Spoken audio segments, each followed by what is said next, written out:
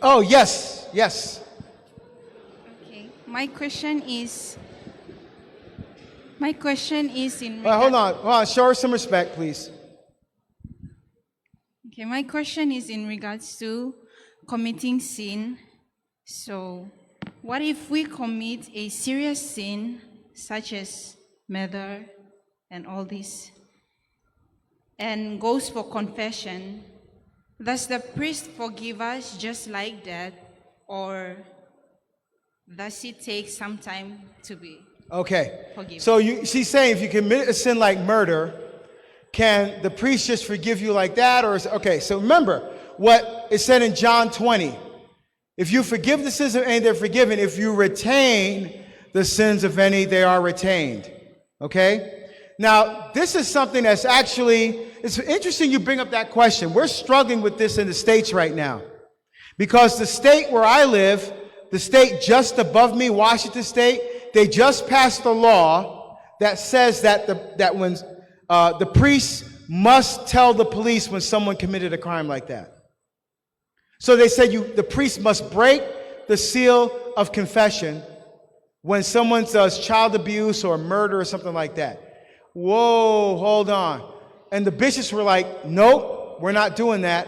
You're violating our religious liberty. In fact, you don't do that to the Muslims. You don't do it to anybody else. Why are you doing it to us? That kind of thing. So the priests have already said, we're going to jail rather than break the seal of confession. All right? Now, if someone goes in and confesses murder, the priest first of all, the priest has to determine whether they're really sorry and contrite for that sin. All right? But here's the tricky part. The priests, for their penance, can't necessarily tell that person to go and turn yourself in. Now, from a cop, I was a cop. From that perspective, I would want that to happen. All right? I don't want a murderer on the street. But here's the thing. What makes this a little bit dicey is that, he goes and I murdered someone, right? The priest has to pretty much make sure that he's not going to do it again.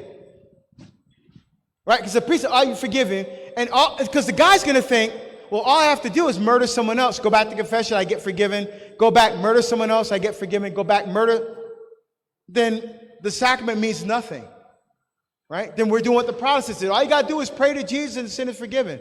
So there has to be, the priest has to be assured that the person is going to be in a position where they will not try to commit that sin again.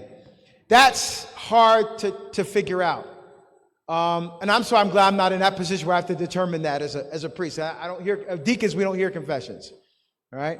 But yeah, so there has to be a pretty good assurance that sin is not going to happen again. But that's a difficult one. But I would ask one of the priests probably and see what they say. But great question. Yes, my brother.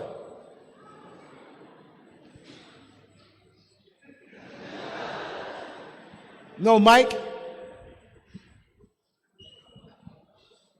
Yeah, you said. What? Tell me, you gotta go? Okay. This will be the last one because I'm getting the hook. I'm getting the we gotta go sign. Go ahead, please.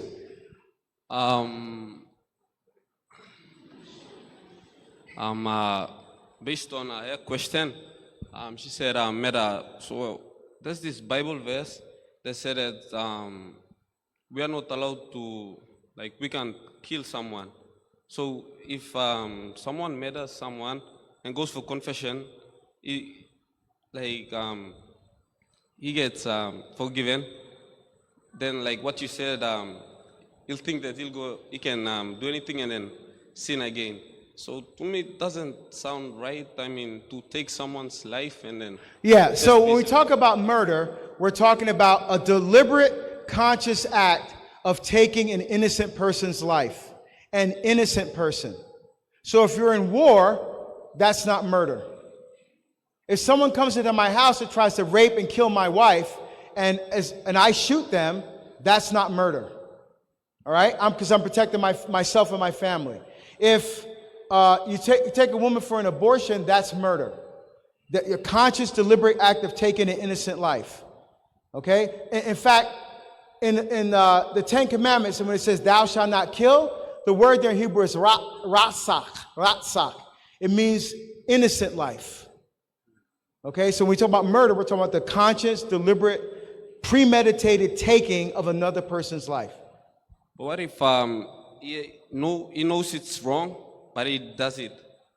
Yeah, he knows it's wrong and he does it anyway. Yeah, that's murder if he takes another life. But And he's free to do it. Like he freely chooses to do it. so he'll still be forgiven if he goes for confession. If he goes to the priest, again, it's up to the priest whether he forgives that sin, because he can retain sins as well. No. But the priest, I would think the priest would have to have some kind of assurance that he's not just going to go out and keep killing people. You know, I mean, so I don't know. Like I said, you're probably better off talking to a priest, but I don't know if I would necessarily. I mean, you're there to dispense God's mercy, but I think there has to be a good assurance that he's not going to go out, leave the confession, and go kill someone else, and just come back and confess the same sin again, because he knows he can be forgiven. You know, and plus, here's the thing: God works what Saint Augustine called ex opere operato, from the work worked. So the sin is forgiven, but that person, as soon as they sin again, they put themselves in a position to go to hell again. See, so it's not like, oh, they're forgiven and everything's okay. As soon as they commit that sin again, they're on the path to hell. See, so it's not like they get a free get out of hell free card. You know, as soon as that sin is committed again, they're done. But if they try to go back to confession, then again, because the priest may ask, did you do this before? Is this the first time you did this? And if the guy says, well, I did this before, ooh, then we got a problem here. See what I'm saying? It's a dicey thing, but I would probably talk with a priest or a canon lawyer, probably give you a better answer than me. Yeah. So if he like the second time he does it, the priest, like what you said about the police telling the bishops about that, he has to, but he doesn't have to tell them, so he has to.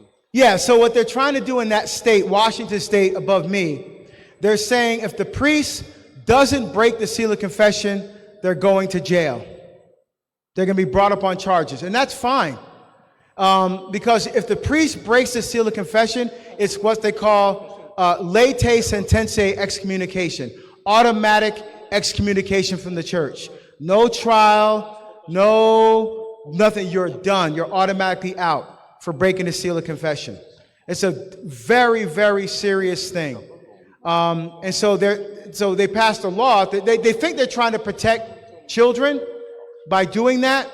But the bishops and the priests have already said, we're not breaking the seal. We're going to go to jail rather than to do that.